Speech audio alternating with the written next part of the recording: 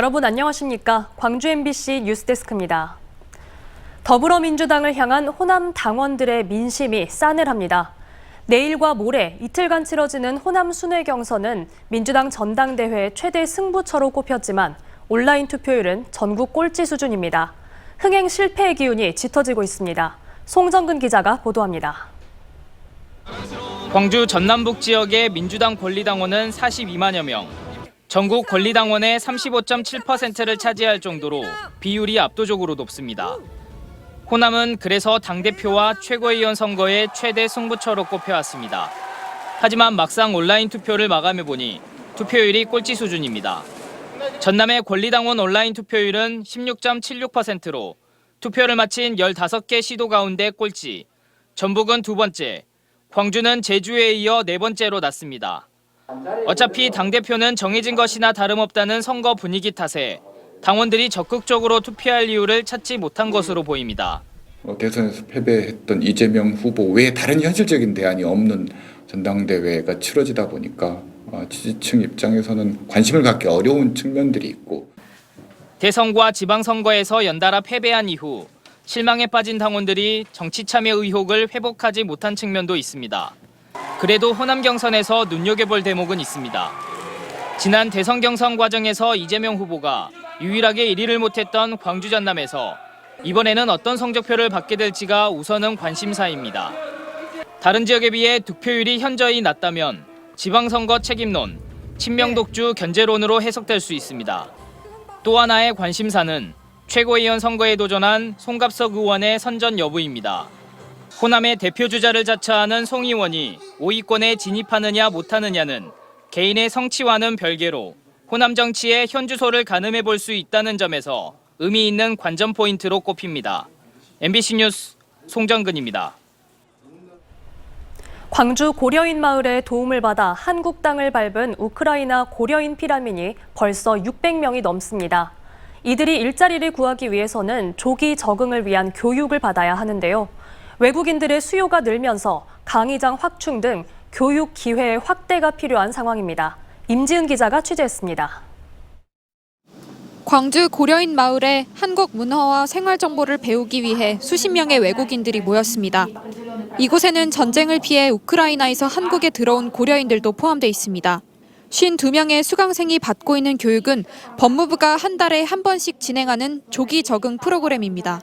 방문 취업 비자로 입국한 고려인 등 외국인들은 이 교육을 들어야만 외국인 등록증을 발급받고 일할 수 있습니다.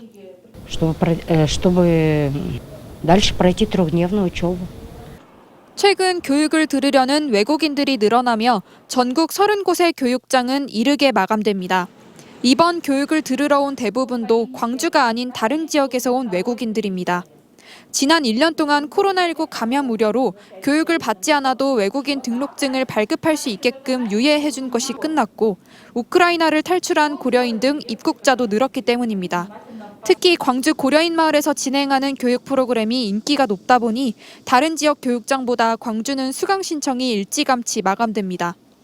특히 전라남도에서는 다 여기로 오게 됐어요. 곡선나 목포나 어디나 다 여기로 오게 됐어요. 여기 와서 교육받아요. 고려인 등 외국인이 일자리를 구하기 위해서 필수 과정인 조기 적응 교육 프로그램. 갈수록 수요가 많아지고 있지만 강의실과 직원 충원 등 여건은 개선되지 않고 있어 고려인들이 보다 빠르게 안착할 수 있도록 다양한 지원 대책이 뒷받침돼야 한다는 목소리가 높습니다. MBC 뉴스 임지은입니다. 올여름 전국적으로 모기 개체수가 줄었지만 유독 전남 지역에만 늘고 있습니다. 고온다습한 날씨가 계속되고 간헐적으로 내린 비로 웅덩이가 많이 생기다 보니 모기 유충이 부화하기에 쉬운 환경이 조성됐기 때문입니다.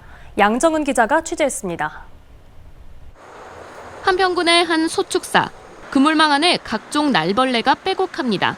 수백 마리 벌레들 사이로 눈에 띄게 가장 많이 잡힌 것은 모기입니다. 올해 좀 심한 편이에요. 비가 안 와서 그런 건 몰라요. 모기들이 피똥을 싸서 그 빨갛게 막 둥글둥글 쬐깐하게. 무안에 있는 디지털 모기 측정기입니다. 보시다시피 이틀 동안 이곳에서만 많게는 300마리 이상의 모기가 잡혔습니다. 이처럼 전남 지역 농촌과 도심할 것 없이 예년에 비해 모기 개체 수가 크게 늘었습니다. 집중호우 등으로 인해 모기 개체수가 줄고 있는 전국의 상황과 대조적입니다. 실제로 질병청에서 집계한 지난 7월 모기 지수는 42.9트랩, 평년 수준에 비하면 절반 수준입니다. 그런데 지난달 전남에서 표본 채집된 모기 개체수는 18,000여 마리. 지난해 같은 기간보다 30%가량 늘었습니다. 올여름 들어 전남 지방은 고온다습한 날씨가 계속 이어졌습니다. 또 모기알이나 유충이 쓸려나갈 만큼 강한 폭우가 내리지 않으면서 웅덩이가 많이 생기다 보니 모기 유충이 부화하기 쉬웠기 때문입니다. 올해는 유독 마른 장마가 길었고 폭우는 내리지 않았고 더군다나 이게 간헐적으로 비가 내리면서 모기가 생장하기 좋은 환경들이 많이 이루어졌습니다. 전라남도와 일선시군은 하천과 공원 산책로 등 모기 서식지를 중심으로 방역을 강화하고 있습니다. MBC 뉴스 양정은입니다.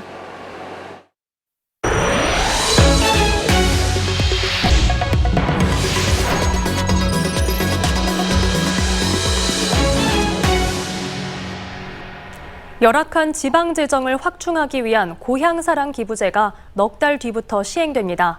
하지만 시행령 제정이 늦어지면서 지자체의 행정 절차도 지연되고 있습니다. 또 답례품을 둘러싼 과열 경쟁 등 부작용에 대한 우려도 적지 않은 상황입니다. 문형철 기자가 자세히 살펴봤습니다. 지난해 법이 제정돼 내년 1월 1일 시행을 앞두고 있는 고향사랑 기부제.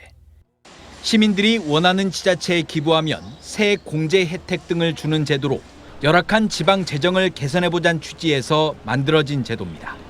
세액을 감면해준 만큼 지방에다 기부를 하도록 이런 제도이기 때문에 어느 정도는 좀 효과가 있지 않나. 하지만 법제처 심사가 길어지면서 제도 시행 넉 달을 앞둔 지금까지 시행령이 확정되지 않고 있습니다. 시행령을 기초로 조례를 제정하고 별도의 위원회를 구성해 답례품을 선정하고 또 홍보까지 해야 하는 지자체는 답답할 따름입니다. 사람들이 많이 촉박을 했습니다. 조금 힘들었죠. 지금 마음으로는 급해 죽겠는데. 제도 시행을 앞두고 도내 각 지자체가 가장 신경 쓰고 있는 부분은 답례품입니다. 기부된 금액의 30%까지를 지역 특산물 등으로 제공할 수 있는데 이 답례품에 따라 지역 간의 재정 불균형이 발생할 수 있기 때문입니다. 제일 중요한 게 답례품이죠. 실질적으로는 답례품이 어떤 건지에 따라서 특정한 지자체로 몰릴 수도 있고 기부 금액이 지자체의 살림살이와 실적으로 연결되고 벌써부터 물밑 경쟁이 시작되다 보니 부작용을 우려하는 목소리도 잇따르고 있습니다. 지방 소멸 관련해서 재정을 이렇게 좀 확충하자는 의미가 큰데 답례품에 너무 지금 이목이 쏠려가지고 제도의 본 취지를 지금 흐리고 있다고 생각이 들어요.